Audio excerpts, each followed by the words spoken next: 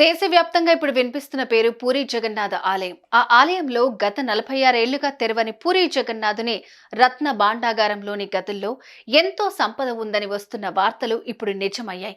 మొత్తం 3 రూమ్లు తెరిచారు. ముందుగా 2 గదులు తెరిచారు. తాజాగా 3వ గదిలోని సంపదను కూడా వెలికి తీశారు. ఇంతకీ మరో గదిలో ఏముంది? ఎన్ని పెట్టెల ఆభరణాలు లభించాయి? ఆ ఆభరణాలు ఎలా ఉన్నాయి?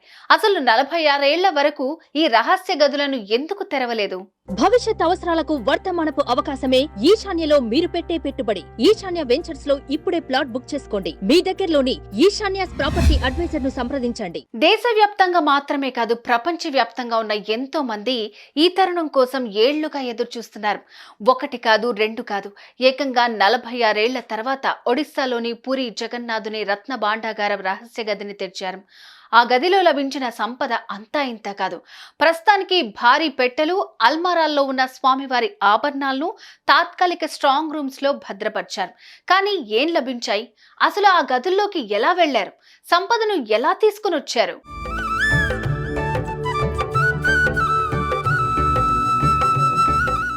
జగన్నాథుని దర్శించుకునేందుకు ప్రతి ఏడాది కోట్ల మంది వస్తుంటారు. ఇక్కడ దర్శనం 2 అంచెల్లో చేసుకుంటారు. కొన్నిసార్లు నాట్య మండపం దగ్గరే భక్తులను ఆపేస్తారు.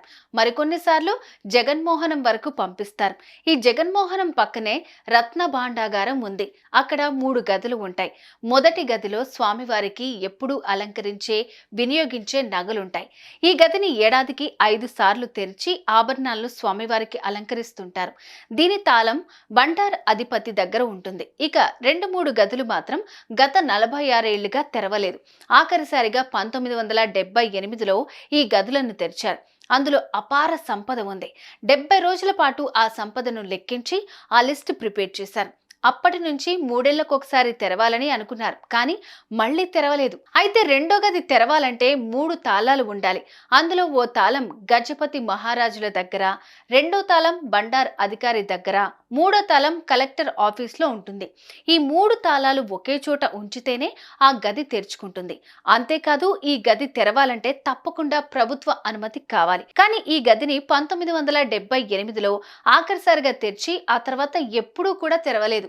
దీంతో 2018లో కోర్టు పురావస్తు శాఖ కూడా ఆ 2 రహస్య గదులను తెరవాలని చెప్పింది. అయితే 3 తాళాల్లో ఓ తాళం పోయిందని చెప్పడంతో అప్పటి నుంచి ఈ కథ సాగుతూ వస్తోంది. తాజాగా బీజేపీ అధికారంలోకి వచ్చిన తర్వాత మళ్ళీ రత్న భాండాగార్ తెరిచారు. అలా 1 కాదు, 2 కాదు, 46 సంవత్సరాల తర్వాత తెరిచారు.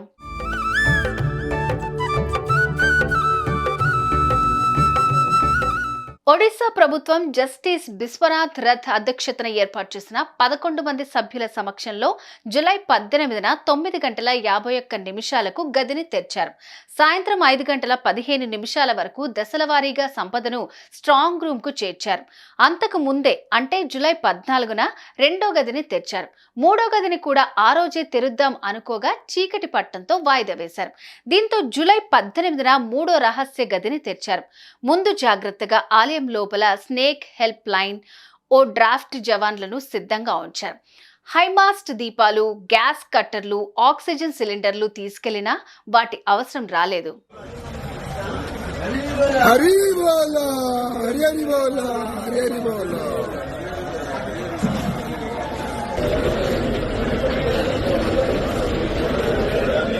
మూడో గదిలో అపార సంపద ఉంది. రహస్య గదిలో పెద్ద పరిణామంలో పెట్టెలు, వాటిలో 2 కలప, 1 స్టీల్వి, అలాగే 4 భారీ సైజ్ అల్మారాలు ఉండగా వాటిలో 3 కలపతో, 1 స్టీల్తో చేసినవిగా గుర్తమిచ్చారు. వాటితో ఉన్న ఓ కంటైనర్లో స్వామివారి ఆభరణాలున్నాయి. వాటికి సంబంధించిన వివరాలు చెప్పే అవకాశం అధికారులకు లేకపోవడంతో ఆ విషయాలు ఏమీ తెలియలేదు. కాగా ఆ సంపదను స్ట్రాంగ్ రూమ్ లో భద్రపరిచారు. స్వామివారి ఆభరణాలు ఏమాత్రం చెక్కు చెదరలేదని తెలిపారు అధికారులు.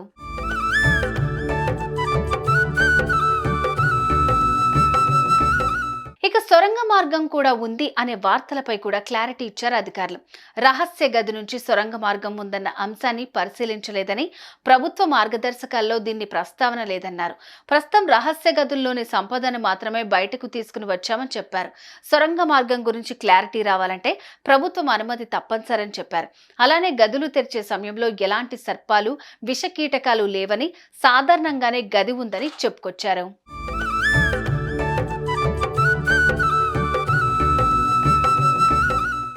జగన్నాథుని రహస్య గదుల విషయాలు బయటకొచ్చాయి. 4.5 దశాబ్దాలుగా ఈ గదులు తెరవలేదు.